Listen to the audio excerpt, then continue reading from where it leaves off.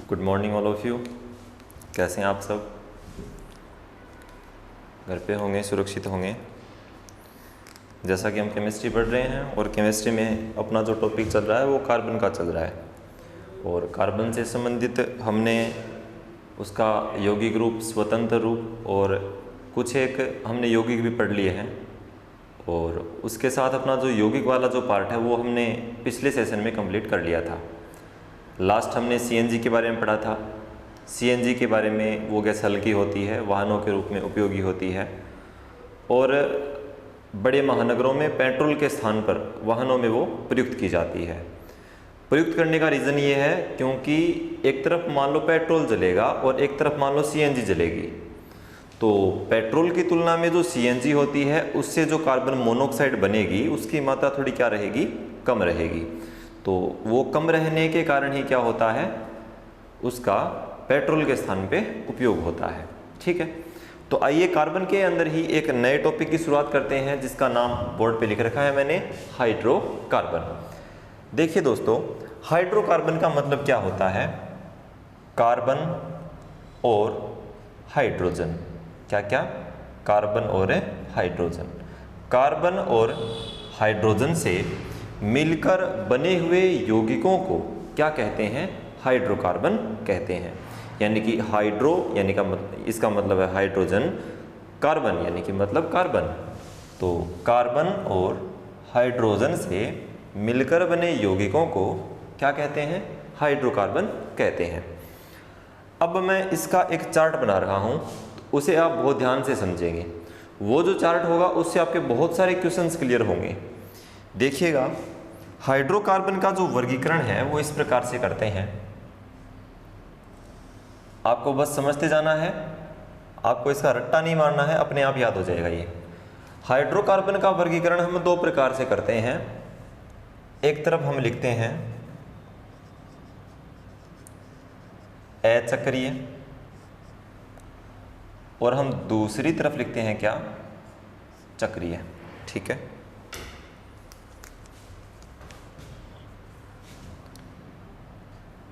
अचक्रीय को फिर से दो पार्टों में डिवाइड करते हैं। एक तरफ आता है संतृप्त और दूसरी तरफ आता है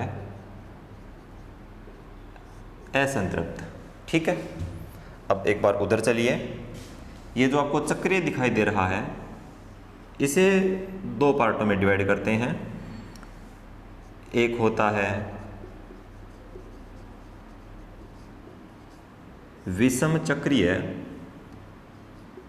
और एक होता है समचक्रीय। दो प्रकार से चक्रीय हाइड्रोकार्बन को डिवाइड करते हैं। एक का नाम है विषम चक्रीय और दूसरे का नाम है समचक्रीय। अब ये जो आपको संतृप्त दिखाई दे रहा है इसका एक एग्जाम्पल होता है। इसके एग्जाम्पल का नाम क्या होता है? यानी कि इसके अंतर्गत एक श्रेणी आती है जिसका नाम है एल्केन श्रेणी। असंतृप्त के अंतर्गत दो श्रेणियां आती हैं। एक का नाम है एल्कीन श्रेणी और एक का नाम है एल्काइन श्रेणी। दो श्रेणी आती हैं असंतृप्त में और एक श्रेणी आती है संतृप्त में। ये जो विषम चक्रीय आपको दिखाई दे रहा है इसके एग्जाम्पल्स वैसे तो हम आगे पढ़ेंगे, लेकिन एक बार मैं आपको सिर्फ उनका नाम बता रहा हूँ। जैसे साइंस के जो स्टूडेंट हैं उन्हें इनके बारे में पता भी है। जैसे पिरिडीन है, जैसे फ्यूरेन है। ये जो पदार्थ होते हैं ये विषम चक्रीय के अंतर्गत आते हैं। हमें इनके बारे में पढ़ने की कोई आवश्यकता नहीं है। हाँ, अगर इनकी संरचना पूछी जाए तो वो आपको मैं क्लास के एंड में, जैसे ही अपना इधर वाला सेशन पूरा होगा, इधर वाला पार्ट पूरा होगा, तो लास्ट में मैं आपको लिखवा दूंगा ये। ठीक है, बाकी उनका रट्टा मारने की जरूरत भी नहीं है, डायरेक्ट नाम ही पूछ जाते हैं इनके। लेकिन समचक्रीय को फिर से दो पार्टों में डिवाइड करते हैं। एक का नाम होता है एरोमेटिक, ठीक है, और एक का नाम होता है एलिसाइक्लिक। क्या नाम होता है? एलिसाइक्लिक। तो एरोमेटिक के अंदर मैं आपको इसका एग्जांपल बता देता हूँ। हम इसके अंदर सिर्फ और सिर्फ एक एग्जांपल पढ़ते हैं, बहुत ही इम्पोर्टेंट है, और वो है आपका बेंजीन। इसके आगे ही इससे मतलब एरोमेटिकता की शुरुआत होती है बेंजीन से, और बेंजीन के ही कुछ एक एग्जांपल हम आगे पढ़ लेते हैं, जैसे टोलुइन वगैरह है, नाइट्रोबेंजीन है, क्लोरोबेंजीन है, फिनोल है। वो इससे आगे हम संरचना वाइज पढ़ते जाते हैं, नेप्थलीन बनाते हैं, एंथ्रासिन बनाते हैं, वो सारा जो मैटर है वो बेंजीन से ही बनाते हैं। एलिसाइक्लिक जो है उसके अंतर्गत भी एग्जाम्पल्स आते हैं। जैसे मान लो आपको इस प्रकार की कोई संरचना दे दी, ये बना के दे दी कि इसका नाम बताओ क्या है, ठीक है, इस प्रकार की आपको एक संरचना बना के दे दी त्रिभुजनुमा, और आपको पूछेगा इसका नाम बताओ। तो कुछ नहीं करना, ये आपको ये कॉर्नर गिनने हैं, ये कॉर्नर यानी कि एक कॉर्नर है, ये 2 नंबर है, ये 3 नंबर है, तो मैथ एथ प्रोप, इसका नाम क्या हो जाएगा, इसका नाम हो जाएगा साइक्लो। साइक्लो क्यों लिखते हैं, क्योंकि इसमें साइकिल बन रही है। मैथ एथ प्रोप तो यानी कि प्रोपेन, साइक्लो प्रोपेन इसका क्या हो जाएगा, नाम हो जाएगा, ठीक है। तो अब आइए वापस, तो एक बार आप ये चार्ट आपने बना लिया होगा, स्क्रीनशॉट वगैरह लेना चाहो तो इसका आप ले सकते हो, ताकि मैं इससे आगे इसकी शुरुआत करूं। अब मैं आपको इसके बारे में थोड़ा सा बता देता हूं। ये जो हाइड्रोकार्बन है इसको 2 पार्टों में डिवाइड करेंगे, एक अचक्रीय और एक होगा चक्रीय। अचक्रीय का मतलब ये है कि जब हम इनकी संरचना बना रहे होंगे तो कहीं पर भी साइकिल नुमा संरचना नहीं बनेगी, सीधी की सीधी एक श्रृंखलाबद्ध संरचना बनेगी, जो कि हम उसको भी 2 पार्टों में विभाजित कर लेते हैं। एक आता है संतृप्त और एक आता है असंतृप्त। अब कुछ एक लोगों को ये संतृप्त और असंतृप्त की कहानी नहीं पता है, तो मैं आपको अपने दैनिक जीवन से संबंधित कुछ चीज़ों को जोड़ के बताता हूँ, तो इसका आपको हल्का फुल्का आइडिया मैं दे दूंगा, बाकी इसके बारे में आपको विस्तार से पढ़ने की जरूरत भी नहीं है। जैसे मान लो आप घर पे बैठे हो, घर पे बैठे बैठे आप पानी ले रखा है और आपने चीनी ले रखी है।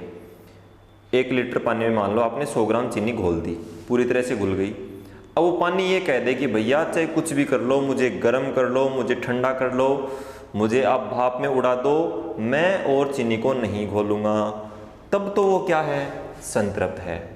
लेकिन आप उसको ये बोलो, ऑफर दो उसको कि यार तेरे को ठंडा कर देंगे, एक काम कर दे तू 100 ग्राम चीनी अपने अंदर और घोल ले, तो वो क्या करेगा, कहा अगर मुझे ठंडा कर दोगे तो मैं क्या करूँगा, 100 ग्राम चीनी और घोल लूँगा। जैसे कुछ एक इंसान नहीं होते क्या, खाना खाने के बाद पूरा खाना खा लिया पेट भर के, और फिर उनको बोलो कि यार ये 2 काजू की कतलियाँ हैं ये खा ले, तो वो मेरे जैसे होते हैं बेचारे भुखड़, तो वो क्या कर देते हैं, हाँ ले आओ खा लेंगे कोई दिक्कत नहीं है। लेकिन कुछ एक बहुत अच्छे होते हैं, वो क्या कहेंगे, नहीं साहब पेट भर गया है, अब हम और कुछ भी नहीं खाएंगे। तो उसके सामने हम सुविधाएं रखते हैं कि यार तेरे को चल एक काम करूँगा, मैं तेरे को बाहर घुमाने लेके चलूँगा, या फिर तेरे को ला पंखा करता हूँ, तो तू एक काम करिए खा ले, वो नहीं खाएगा। कहने का मतलब वो कैसा है, संतृप्त है। साधारण भाषा में कहूँ तो ये जो असंतृप्त है ये तो है भूखा, और ये जो है ये एकदम तृप्त है, कोई दिक्कत नहीं है, ठीक है। ऐसा ही इन एल्केन्स के साथ होता है। एल्केन की अगर हम अवस्था बदलते जाते हैं तो इनके जो उत्पाद हैं वो बदलते नहीं हैं। लेकिन अगर बात करें पेट्रोलियम पदार्थ होते हैं, पेट्रोलियम जो सबसे पहले कच्चा तेल जो हमें प्राप्त होता है, उससे हम कितनी सारी चीज़ें प्राप्त कर लेते हैं, CNG, LPG, petrol, diesel, kerosene, डामर, मतलब बहुत सारी चीज़ें। थोड़ा और गर्म करेंगे पेट्रोल निकलेगा, थोड़ा और गर्म करेंगे डीजल निकलेगा। अवस्थाएं चेंज करते जाएंगे और पदार्थ अपने आप बनते जाएंगे। लेकिन इधर कुछ भी नहीं बनेगा, एक बार बन गया तो चाहे आप उसकी अवस्था चेंज करते जाओ वो नहीं बनेंगे। तो क्यों नहीं बनेंगे, क्योंकि वो संतृप्त हैं। और इधर क्यों बनेंगे, क्योंकि वो असंतृप्त हैं। तो आई थिंक ये चीज़ आपके समझ में आ गई होगी, ठीक है। इधर चलिए विषम चक्रीय है, सम चक्रीय है। इसमें कार्बन परमाणुओं की जो संख्या होगी वो विषम होगी, और इधर सम चक्रीय में कार्बन परमाणुओं की जो संख्या यानी कि एज ए सम चक्रीय बनेगी ये संरचना, ओके। फिर बात करते हैं एरोमेटिकता की। तो एरोमेटिकता के बहुत सारे गुणधर्म होते हैं, अपने 11वीं 12वीं के अंदर लगते हैं। वैसे इसका एग्जाम्पल ही पूछा जाता है। ये एरोमेटिकता के नियमों का पालन करती है, हक्कल नियमों का पालन करती है, इलेक्ट्रॉनों का वो इलेक्ट्रॉन जो होते हैं वो स्थानांतरित होते रहते हैं, वो सारे रूल वगैरह हैं, तो वो आपको ध्यान में नहीं रखने हैं। क्योंकि रीट लेवल तक ऐसा कोई क्वेश्चन नहीं आता है। हाँ, लैब असिस्टेंट की अगर बात करें तो वहाँ पर इसके बारे में बहुत सारी चीज़ें होती हैं। वहाँ पर तो हमें इनके विरेचन की विधियाँ भी पढ़नी होती हैं कि एल्केन की विरेचन की विधियाँ बताइए, एल्कीन की, एल्काइन की, बहुत सारी केमिकल रिएक्शंस होती हैं, लेकिन अपने सिलेबस में वो इतना मैटर नहीं है। कभी अगर लैब असिस्टेंट का एग्ज़ाम आएगा तो अगर वहाँ पढ़ाने का मौका मिला तो वहाँ पढ़ेंगे इनके बारे में, ओके। लेकिन अभी हमारा जो लेवल है हम वहीं तक कवर करते हुए चलेंगे, ठीक है। तो इसका उदाहरण आपको ध्यान में रखना है। बेंजीन इंपॉर्टेंट है, बार बार परीक्षा में पूछा गया है कि एरोमेटिक कार्बन का एक एग्जाम्पल बताइए, तो बेंजीन ही आएगा। और अगर 2-3 कोई और एग्जाम्पल आएंगे तो मैं आपको करवा दूंगा वो लास्ट में, जब मैं आपको इनकी संरचना बताऊंगा तब मैं आपको उनकी संरचना भी बता दूंगा। लेकिन अभी हम शुरुआत कर रहे हैं यहाँ से, तो 1 नंबर आप हेडिंग लगा सकते हैं एल्केन, ठीक है। अब देखिएगा, अब एल्केन श्रेणी भी मान लो अगर हम इसकी शुरुआत करना चाहें तो कुछ चीज़ें हमें और देखनी पड़ेंगी। हालांकि कुछ स्टूडेंट को उन चीज़ों के बारे में पता भी है, कुछ एक लोगों को नहीं पता है। तो जिनको नहीं पता है वो बड़े ही ध्यान से समझेंगे। यहाँ पर मैं लिख रहा हूँ कार्बन परमाणु की संख्या। क्या लिख रहा हूँ मैं? कार्बन परमाणु की संख्या। और मैं दूसरी तरफ लिख रहा हूँ इनका पूर्व लग्न। पूर्व लग्न साइंस में वही काम करते हैं जो हिंदी में उपसर्ग करते हैं, शब्द के पहले जुड़ते हैं। तो वैसा ही सीन यहाँ है, ये भी कहाँ जुड़ेंगे? पहले जुड़ने वाले शब्द होंगे जिन्हें कहते हैं पूर्व लग्न। अब मान लो आप बोल दो कि सर यदि कार्बन परमाणु की संख्या 1 है, क्या बोल देते हो?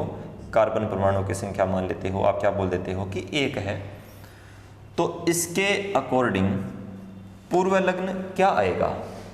तो इसके अकॉर्डिंग पूर्व लग्न जो आएगा वो आएगा आपका मेथ।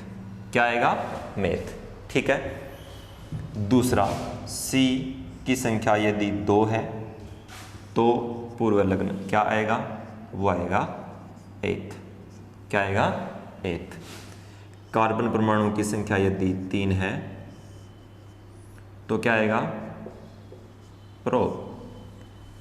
कार्बन परमाणु की संख्या यदि 4 है तो क्या आएगा? ब्यूट। कार्बन परमाणु की संख्या यदि 5 है तो क्या आएगा? पेंट। कार्बन परमाणु की संख्या यदि 6 है तो क्या आएगा? हेक्स। बहुत सारे स्टूडेंट को ये आते भी हैं, पहले से आने भी चाहिए। कार्बन परमाणु की संख्या यदि 7 है तो क्या आएगा? हेप्ट आएगा। कार्बन परमाणु की संख्या यदि 8 है तो पूर्व लग्न क्या आएगा? ऑक्ट आएगा। कार्बन परमाणुओं की संख्या यदि 9 है तो क्या आएगा? तो आएगा आपका नॉन। और कार्बन परमाणुओं की संख्या यदि 10 है तो क्या आएगा? डेक आएगा। कार्बन परमाणुओं की संख्या यदि मान लेते हैं कितनी है? 11 है तो आपके क्या आएगा? अंडेकेन आएगा। कार्बन परमाणु की संख्या यदि 12 है तो क्या आएगा? डोडेकेन आएगा। एनएफ है आपके लिए, कोई दिक्कत नहीं है, इससे ज़्यादा आपके नहीं आएंगे। मैं आपको बता देता हूं कि आपके कहां तक आने के चांसेस हैं। तो सिर्फ और सिर्फ कार्बन परमाणु की संख्या 1 से लेकर के और 6 तक ही कोई ना कोई क्वेश्चन बन के आएगा, इससे आगे कोई क्वेश्चन बन के नहीं आएगा। तो जिन बच्चों को ये पूरे याद नहीं होते हैं वो कम से कम मेरी ये राय है कि 6 तक तो याद करें ही करें। कोई ज़्यादा हार्ड नहीं है, डायरेक्ट ये तो 1 2 3 4 5 6 7 8 9 10 है, कोई दिक्कत नहीं है, गिनती तो आती होगी आप लोगों को। इधर वाले याद नहीं है तो meth, eth, pro, but, pent, hex, hept, oct, non, dec, undecane, dodecane, ठीक है। ये 2 मैंने आपको ऐसे ही बता दिए, इंपॉर्टेंट नहीं है बिल्कुल भी, कोई काम नहीं आएंगे कभी भी आपके, इससे रिलेटेड एग्जाम में कोई क्वेश्चन भी नहीं आएगा। लेकिन अगर मान लो आ जाए, आप अगर बिल्कुल भी रिस्क नहीं लेना चाहते हो, पूरा डीपली पढ़ना चाहते हो, तब मैंने आपको ये बताए हैं बाकी नॉट इम्पोर्टेंट। ओके, तो ये और ये इधर वाले आप एक बार उतार लो अपने रजिस्टर में। ओके, मैं इससे आगे चलता हूं। अब आपको ये चीज़ ध्यान में रखनी है, मैं इनको मिटाऊंगा नहीं, इनको मैं यहीं रहने देता हूँ एक बार, क्योंकि ये हमारे आगे काम आएंगे। तो वैसे तो आपके पास हो गए, लेकिन आपके काम आ जाएंगे। इधर मैं दोबारा लिख देता हूँ, 1 2 3 4 5 6 10 11 12। अब देखिए, अब आएगी आपकी जो श्रेणी है वो 1 नंबर है, एल्केन श्रेणी। सबसे पहली श्रेणी है आपकी कौन सी? एल्केन श्रेणी। देखिएगा एल्केन श्रेणी क्या होती है। अगर मैं आपको पूछूं कि संतृप्त हाइड्रोकार्बन का एकमात्र उदाहरण बताइए, तो आप क्या बताएंगे? एल्केन श्रेणी, क्योंकि एल्केन श्रेणी एकमात्र ऐसा एग्जाम्पल है किसका? संतृप्त हाइड्रोकार्बन का। तो एल्केन श्रेणी से ही संबंधित आपको कुछ न कुछ एग्जाम्पल्स देने हैं। ठीक है, अब मैं बात करता हूं एल्केन श्रेणी के बारे में। अगर आप इसका नाम, इसका एक अन्य नाम होता है, 3 श्रेणियां पढ़ेंगे हम, एल्केन, एल्कीन और एल्काइन। तीनों श्रेणियों का एक एक अन्य नाम होगा। तो सबसे पहले बात करें एल्केन श्रेणी के अन्य नाम की, तो इसका अन्य नाम होता है पैराफीन। क्या होता है? पैराफीन। पैराफीन का मतलब होता है कम सक्रिय पदार्थ। क्या होता है? कम सक्रिय पदार्थ। ठीक है, तो संतृप्त हाइड्रोकार्बन है, वैसे भी संतृप्त हैं, तो अपने आप में ये कम एक्टिव होंगे। दूसरा, इस श्रेणी का जो होता है पूर्व लग्न, सॉरी पूर्व लग्न तो वहां आ ही गई, तो इस श्रेणी का अब होगा एक अनुलग्न। ठीक है, इस श्रेणी का अनुलग्न। अनुलग्न साइंस में वही काम करते हैं जो हिंदी में प्रत्यय करते हैं, प्रत्यय शब्द के अंत में जुड़ते हैं। तो इसका जब आप नाम बोल के देखोगे, एल्केन, लास्ट में एन की ध्वनि आ रही है, तो इसलिए इसका जो अनुलग्न होगा वो क्या हो जाएगा? एन हो जाएगा। और तीनों श्रेणियों का एक एक सामान्य सूत्र होता है। क्या होता है? सामान्य सूत्र। तो इस श्रेणी का सामान्य सूत्र क्या होगा? बड़े ही ध्यान से समझेंगे, कई बार ये एग्जाम में सीधा सीधा भी पूछ लिया जाता है। तो मैं आपको ये रेड मार्कर से लिख देता हूँ, CN, फिर आगे आएगा H, ठीक है, फिर आगे इसके पैर में आएगा 2, और इसके गुणा में आएगा N। क्या आएगा गुणा में? N। और फिर आगे क्या करना है? इसमें आपको 2 जोड़ना है। तो CnH 2n, ये 2 गुणा n है, तो आप इसे 2n लिख सकते हो। ये मैंने आपको ऐसे ही समझाने के लिए बताया है, 2n। ठीक है जी, मैं थोड़ा अलग लिख देता हूँ, 2n + 2।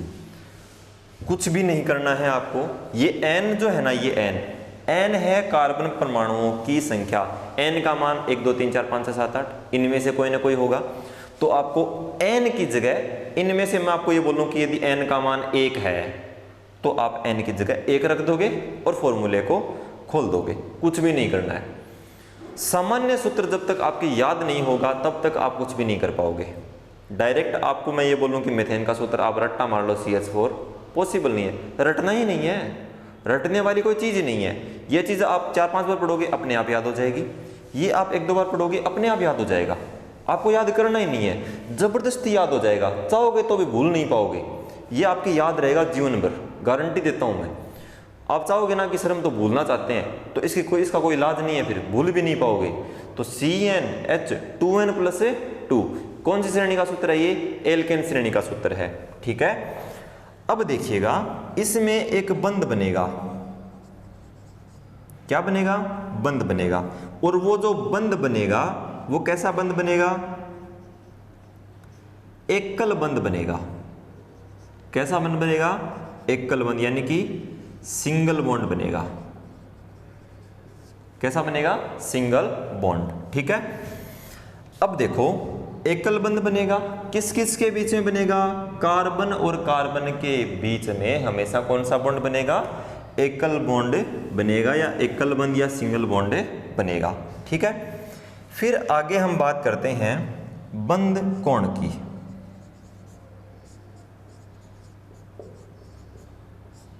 किसकी बात करते हैं? बंध कोण की। तो इसका जो बंध कोण बनेगा वो बनेगा 109 डिग्री 28 मिनट। बात करें यदि हम इसके संकरण की, तो इसका जो संकरण होता है वो कैसा होता है?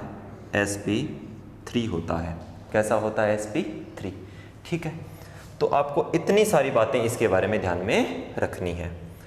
अब मैं आपको बता रहा हूं ये फॉर्मूला, इसके कुछ एक उदाहरण हम देखते हैं। एक बार आप इतना लिख लेना। यहाँ पे हम अब जो चर्चा अपनी रहेगी वो इन दो चीज़ों पे रहेगी, इस एकल बंध पे और इस सामान्य सूत्र पे। ठीक है, तो इस एकल बंध की चर्चा करते हैं और इस सामान्य सूत्र की चर्चा करते हैं। मान लो आपके माइंड में एक क्वेश्चन आ गया कि यदि हम शुरुआत 1 से लेकर के चलेंगे,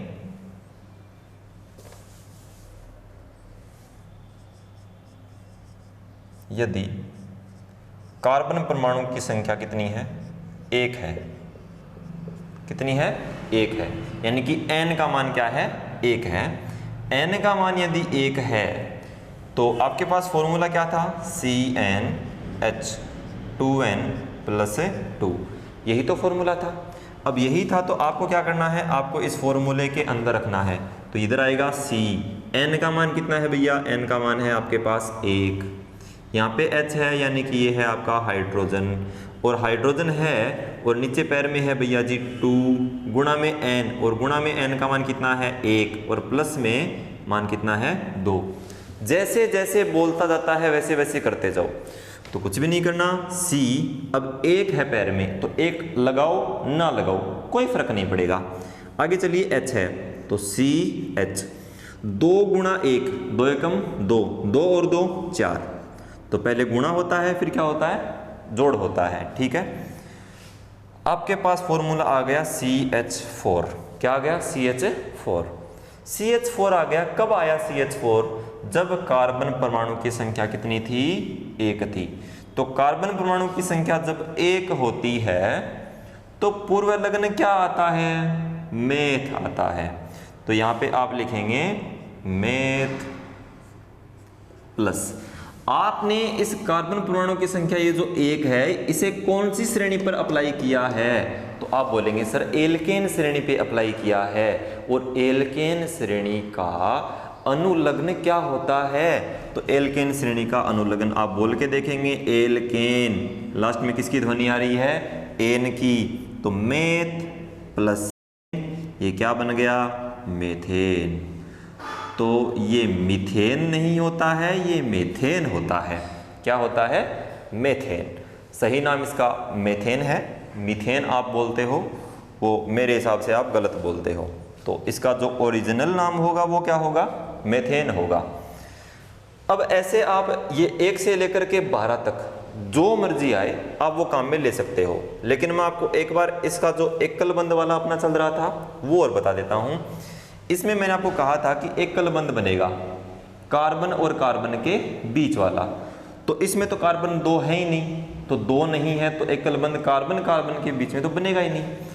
तो इसकी संरचना जो बनेगी वो सीधी बनेगी C 1 2 3 4।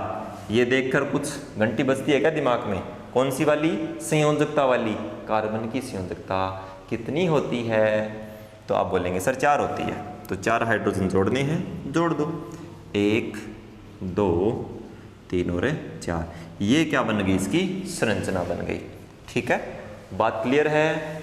ओके, तो कोई दूसरा एग्जांपल लेके देखते हैं।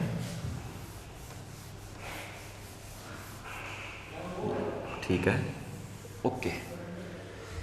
यदि कितना लूं भैया? चलो 3 ले लेते हैं। यदि कार्बन परमाणु की संख्या कितनी है? 3 है। 3 है तो क्या सीन रहेगा देखिएगा। n की जगह 3 रखना है, कुछ भी नहीं करना आपको। C3H 2 गुणा, फिर से n आ गया n की जगह तो भैया 3 रखना है, प्लस में 2 तो ये लो प्लस में 2, सोल्व कर लो। C3 3 दुआ 6, 6 और 2 8, C3H8 कार्बन की संख्या 3, तो पूर्व लगन क्या आएगा, प्रोप आएगा। तो ये आ गया आपका प्रोप, और आपने कार्बन की जो संख्या 3 है उसे आपने एल्केन श्रेणी पे अप्लाई किया है, तो उसका जो अनुलग्न आएगा वो क्या आएगा, एन आएगा। तो इसका जो नाम बनेगा वो क्या बन जाएगा, प्रोपेन। तो प्रोपेन का फॉर्मूला बताओ, C3H8। रट्टा नहीं मारना है, कॉन्सेप्ट को समझना है, बस एक ये चीज़ याद करनी ही पड़ेगी, इसका तो कोई इलाज नहीं है। ठीक है, अब देखो इसकी संरचना बना के देखते हैं, और इसकी संरचना में एक बात और निकल के आएगी, ये है C3H8। तो मैं एक बार इसको मिटा रहा हूँ, नए सिरे से संरचना बना रहा हूँ। ओके, कार्बन की संख्या 3 है, देखो 1 2 3। मैंने आपको क्या कहा था, एकल बंध आएगा, बोलो आगे नहीं एकल बंध, कार्बन और कार्बन के बीच में कौन सा बंध है, एकल बंध है। अब देखो C3H8 था, पहले आपको कुछ नहीं करना, 8 कितने हैं, H कितने हैं भूल जाओ, कुछ भी नहीं करना है, सिर्फ इसकी संयोजकता पूरी करते जाओ। तो इसकी संयोजकता 1 भरी हुई है, 3 खाली हैं, बीच वाले की 1 2 भरी हुई हैं, ये और ये खाली है, इस वाले की 1 भरी हुई है, 1 2 3 खाली हैं। हमें भैया H जोड़ने हैं 8 और कार्बन थे हमारे पास 3, तब जाकर के क्या मिला था, प्रोपेन। जोड़ो भैया, एक यहाँ पे 2 3 4 5 6 7 8 हो गए, संरचना बन गई, संरचना बन गई। इसका मतलब अपनी जो कार्रवाई है वो सही है, वो क्या है, सही है। अब एक काम करो, मैं पूछूं आपको कि इस पूरे के अंदर, इस पूरे में बंधों की संख्या कितनी है, बंधों की संख्या कितनी है। आप क्या करेंगे कि सर 1 2 3 4 5 6 7 8 9 10 बंधों की संख्या कितनी आ गई, 10 आ गई। जहां जहां पे आपको ये डंडियां दिखाई दे रही हैं इनको गिन लो और लिख दो। देखो दोबारा देखो, ऊपर वाली 1 2 3 4 5 6 7 8 9 10 हो गई। तो बंधों की संख्या कितनी, 10। अगर पूछ ले कि एल्केन श्रेणी में बंध कौन सा बनता है, तो बंध बनता है भैया सिग्मा। कौन सा बंध बनता है, सिग्मा। एल्केन श्रेणी में सिग्मा बंध बनता है। ओके, मेरी तरफ से ये एल्केन श्रेणी जो है वो क्या हो गई, कंप्लीट हो गई। अब आपको क्या करना है, अगर मैं इनके उदाहरण दे दूं साथ सबके, तो आप क्या करोगे, फिर कुछ काम आपको भी करने हैं। मैंने आपको 2 एग्जाम्पल दे दिए, तो अब आप क्या करेंगे, आप इस एथ का, इस ब्यूट का, पेंट का और हेक्स का कम से कम 4 उदाहरण, चारों के संरचना सूत्र, चारों की संरचना और चारों में बंधों की संख्या अपनी कॉपी में ज़रूर लिखेंगे। ठीक है, तो इसी के साथ हम आज के सेशन को यहीं पे रोकते हैं, और अगली जो क्लास होगी अपनी उसमें हम एल्कीन और एल्काइन श्रेणी को पढ़ेंगे। ठीक है, तब तक भैया ध्यान रखेंगे अपना, घर पे रहेंगे, सुरक्षित रहेंगे और पीछे का साथ साथ में रिपीट करते रहेंगे। ठीक है भैया, टेक केयर।